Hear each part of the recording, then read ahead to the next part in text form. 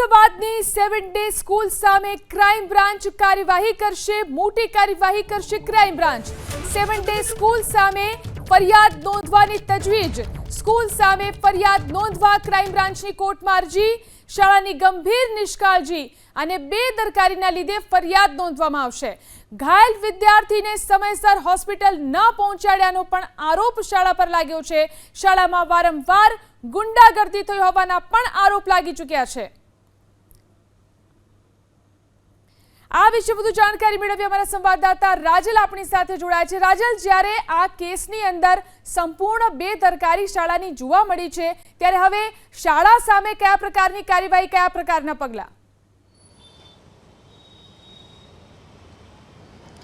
ઝીલન, 7 day સ્કૂલમાં જ્યારે વિદ્યાર્થીની હત્યા થઈ ત્યારે લોકોનો આક્રોશ જોવા મળ્યો હતો અને આ આખી સમગ્ર ઘટનાની તપાસ છે તેને ક્રાઇમ બ્રાન્ચને સોંપવામાં આવી હતી અને હવે ક્રાઇમ બ્રાન્ચે સૌથી મોટી જે કાર્યવાહી છે તે સ્કૂલની સામે કરી રહ્યા છે.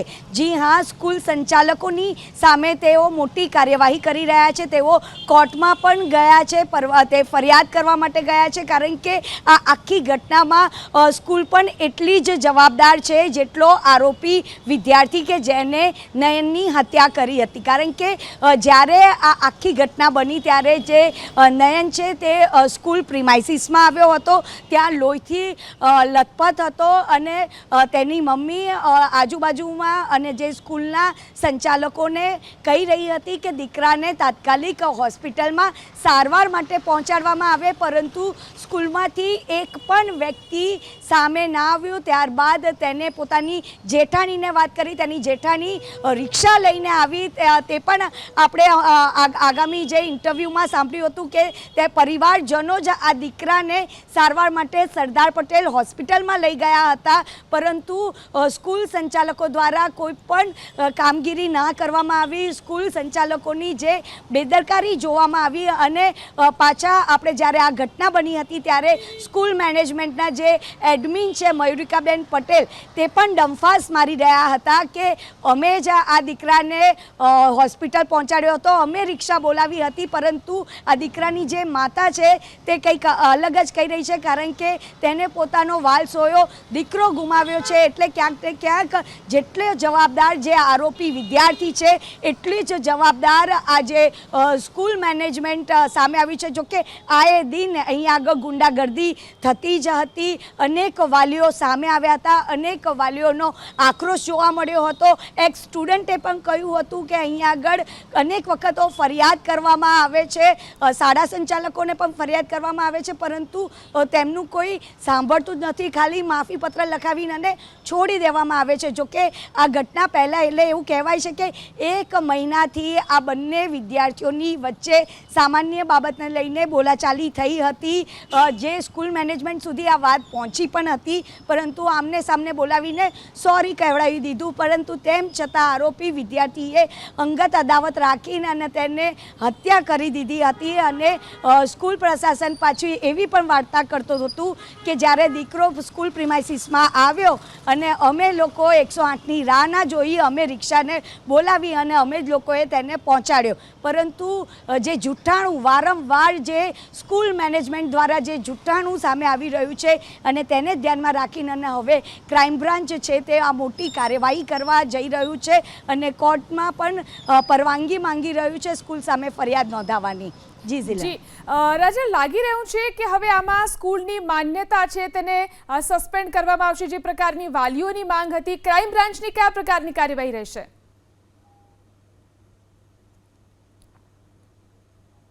કરીને વાલીઓની માંગ હતી કે આ સ્કૂલની માન્યતા રદ થાય. આ સિવાય ડીઈઓએ પણ એક આખી તપાસ કમિટી બેસાડી છે અને લોકો તપાસ પણ કરી રહ્યા છે. અને જો અને ક્રાઇમ બ્રાન્ચ પણ આ મોટી કાર્યવાહી છે તે પણ કરવા જઈ રહ્યા છે. જો ગંભીર બેદરકારી દાખવવામાં આવશે કે દેખાશે તો ચોક્કસથી માન્યતા રદ થઈ શકે તેવી પણ શક્યતાઓ રહેલી છે. ઝીલન, જી બિલકુલ, આભાર રાજલ તમામ જાણકારી આપવા માટે. તો મોટી કાર્યવાહી આ સ્કૂલ સામે થઈ શકે છે. 7 ડે સ્કૂલ સામે ક્રાઇમ બ્રાન્ચ મોટી કાર્યવાહી કરશે. ક્રાઇમ બ્રાન્ચે અત્યાર સુધીમાં 15 લોકોના નિવેદન નોંધ્યા છે. શાળાના પ્રિન્સિપાલ, સ્ટાફ, સિક્યુરિટી સ્ટાફ આ તમામના નિવેદન નોંધવામાં આવ્યા છે. ક્રાઇમ બ્રાન્ચે કાર્યવાહી શરૂ કરી છે આ કેસની અંદર. તેમાં અત્યાર સુધીમાં 15 લોકોના નિવેદન લેવાયા છે. શાળાના પ્રિન્સિપાલ, સ્ટાફ, સિક્યુરિટી ગાર્ડના નિવેદન લેવામાં આવ્યા છે. સીસીટીવી ફૂટેજમાં પણ મોટો ખુલાસો થયો છે. આ શાળાની ગંભીર બેદરકારી, આ તમામ વાતોમાં સામે આવશે. વિદ્યાર્થી લોહી લુહાણ હાલમાં સ્કૂલમાં પગથિયા પર પડેલો નજરે પડ્યો છે. બહારથી ચાલીને સ્કૂલમાં આવીને પગથિયા ઉપર આ વિદ્યાર્થી બેઠો હતો. ક્રાઇમ બ્રાન્ચે અત્યાર સુધીમાં જે તપાસ કરી છે આ કેસની અંદર, તેમાં 15 લોકોના નિવેદન નોંધ્યા છે, જેમાં શાળાના પ્રિન્સિપાલ, સ્ટાફ અને સિક્યુરિટી ગાર્ડના પણ નિવેદન લેવામાં આવ્યા છે. સીસીટીવી ફૂટેજમાં પણ આ કેસને લઈને મોટો ખુલાસો થયો છે.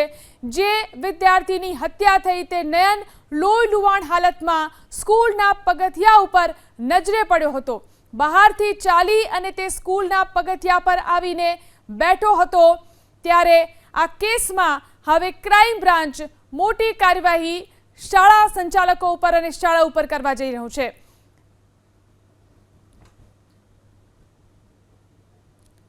તો મૃતક નયનના પરિવારનો એબીપી અસ્મિતા પર મોટો ધડાકો. 7 ડે સ્કૂલના જુઠ્ઠાણાનો મૃતકના પરિવારે પર્દાફાશ કર્યો છે. સ્કૂલ સંચાલકોએ કોઈ જ મદદ ન કર્યાનો પરિવારે ધડાકો કર્યો. સ્કૂલ સંચાલકો નહીં, અમે નયનને લઈને ગયા હતા હોસ્પિટલ, તેવું માતાએ જણાવ્યું. અમે જ રિક્ષામાં નયનને સરદાર પટેલ હોસ્પિટલ લઈ ગયા હતા, તેવું નયનની માતાએ કહ્યું છે. સ્કૂલનો એક પણ સ્ટાફ મદદે આવ્યો નહોતો તેવું પણ તેમને કહ્યું. અમે ન્યાય માટે લડીશું. આરોપીને ફાંસીની સજા થશે તો જ મારા પુત્રને ન્યાય મળશે તેવી વાત નયનના પિતાએ કરી છે. સ્કૂલના કમ્પાઉન્ડમાં મારો બાળક લોહીથી લથબથ પડ્યો હતો. સ્કૂલ પાસે ગાડીઓ હોવા છતાં પણ તેને હોસ્પિટલ ન લઈ ગયા, આ આરોપ નયનના પરિવારે લગાવ્યો છે. મારી પત્ની નયનને હોસ્પિટલ લઈ ગઈ હતી તેવું પણ પિતાએ કહ્યું. સ્કૂલનું લાયસન્સ રદ કરવામાં આવે તેવી માંગ પણ નયનના પરિવારે કરી છે. 108 બોલાવી, 108 આવી, પણ 108 ટ્રાફિકના લીધે અહીંયા આવી ના પહોંચી અને અમે રિક્ષામાં તરત લઈ ગયા. પણ પછીથી 108 આવી તો અમે 108 વાળાને કહી દીધું કે ભાઈ અમારે જે પેશન્ટ છે એ હોસ્પિટલ પહોંચી ગયું છે, તમે જાઓ. ટ્રાફિક એટલી બધું હોય છે કે 4 વ્હીલર લઈને આવતા નથી અને રિક્ષાને તરત જ બોલે, કારણ કે રિક્ષાવાળા અહીંયા જ ઊભા રહેતા હોય છે અને સૌથી જલ્દી રિક્ષા જ પહોંચી શકે એ પોઝિશન હતી. અમે એ બધો વિચાર કરવા ના રહ્યા કે 4 વ્હીલર લઈને આવીએ, પણ રિક્ષા જલ્દી પહોંચી શકે એ આશયથી અમે છોકરાને તરત હોસ્પિટલ લઈ જવા માંગતા હતા અને તેથી અમે રિક્ષામાં લઈ ગયા. એક પર્સન બી સ્કૂલના તરફથી અમને સપોર્ટ નહીં મળ્યો. એ બધા સ્કૂલવાળા જૂઠું જ બોલે છે કે મારા બાબાને એ લઈ ગયા હતા દવાખાને અને બ્લડ ડોનેટ બી એ આપ્યો. એ ખરેખર એકદમ જૂઠું જ છે, કેમ કે એક પર્સનની કાંઈ જ હેલ્પ એમની નથી મળી. હું ત્યાં પહોંચીને 2-5 મિનિટ પછી મારી જેઠાણી ત્યાં પહોંચી, એને ઓટો કરાવી અને અમે 2 ઓટોમાં બેઠ્યા પછી એ સ્કૂલનો સુપરવાઇઝર આવીને દોડતો ઓટોમાં આગળ બેસી ગયો. બસ એ સરદાર પટેલ હોસ્પિટલમાં અમે સ્કૂલથી સીધા ત્યાં લઈ ગયા. સ્કૂલવાળા તરફથી અમને ગાર્ડ, સ્ટાફ, ટીચર્સ કોઈનો એક પર્સનનો અમને સપોર્ટ નહીં મળ્યો. તો અમદાવાદની 7 ડે સ્કૂલમાં આજે પણ શિક્ષણ કાર્ય બંધ રાખવામાં આવ્યું છે. વિરોધની આશંકાએ સ્કૂલની બહાર જબરજસ્ત બંદોબસ્ત જોવા મળી રહ્યો છે. મણિનગર અને ખોખરાની કેટલીક સ્કૂલો પણ સતર્કતાના ભાગરૂપે બંધ રાખવામાં આવી છે. તો વિરોધની આશંકાએ સ્કૂલની બહાર પોલીસ બંદોબસ્ત આજે પણ જોવા મળી રહ્યો છે.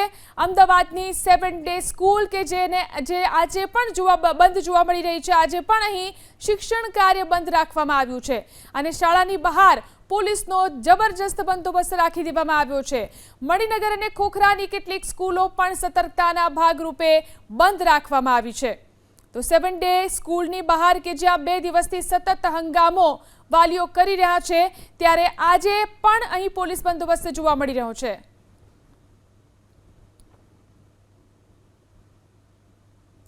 તો મૃતક નયનની પોસ્ટમોર્ટમ રિપોર્ટની અંદર શું ખુલાસો થયો છે તે પણ જાણીએ.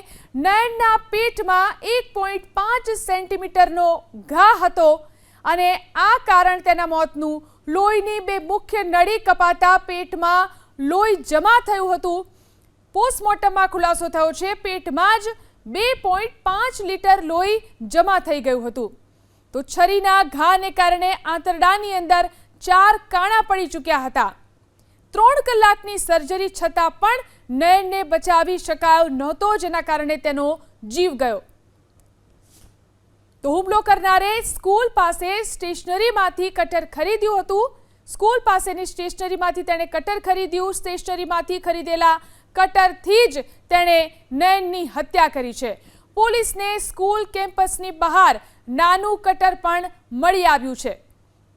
તો ઈજા બાદ નયન કેમ્પસમાં 30 મિનિટ સુધી કણસતો રહ્યો.